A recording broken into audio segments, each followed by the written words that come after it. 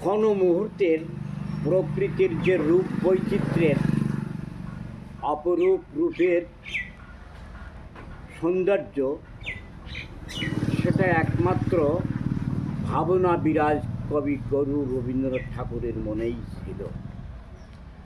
যেমন ধরুন, গানই বলুন আর কবিতা বলুন, ছিন্ন পাতার সাজাই তরণী, একা একা করি খেলা, আনমো না যেন দিক বালিকার, ভাসানো মেঘেরও ভেলা।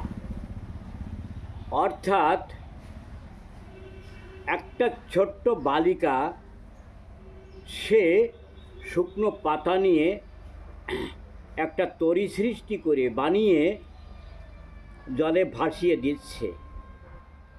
তার যে কি পরিণামের কথা তার চিন্তা নেই। আনমনাদিক বালিকা, তখন ছিল ভাসানো মেঘের ভেলা। আবার আনমনা যেন দিক বালিকার মন, ছিন্ন পাতার সাজাই তরণী, একা একা করি খেলা। যেমন হেলার অলাস ছন্দে, কোন খেয়ালি কোন আনন্দে, সকালে ফোটালো আমেরও মুকুল, ঝাড়ালো বিকালো বেলা। দেখুন, মেয়েটা যেভাবে তার তরুণী সাজিয়ে খেলছে, ঠিক তেমনি কোন হেয়ালি সে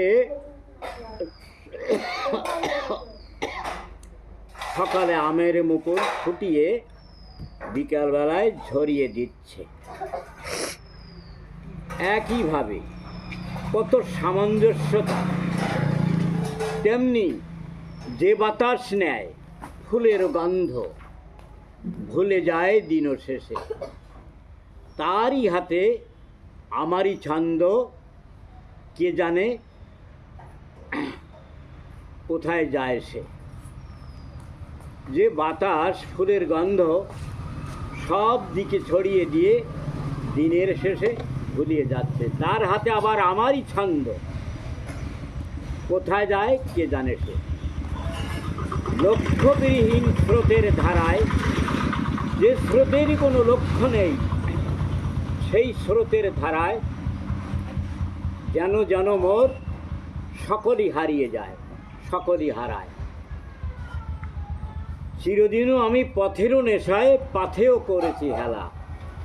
অর্থাৎ চিরদিন এই সমস্ত পথ খুঁজে পেয়ে, পথিক খুঁজে পেয়ে, সাথী খুঁজে পেয়েও আমি হেলায় হারিয়েছি। তাই রবীন্দ্রনাথের শেষের জীবন কথায় এটাই দাঁড়ায় যে সব কিছু সে নিজের ভাবনায় পেয়েও, প্রকাশ করেও সে বলতে চাইছে যে তার আরও অনেক কিছু বাকি রয়ে গেছে, সেই বাকিগুলো সে আমাদের কাছে তুলে ধরতে পারেনি।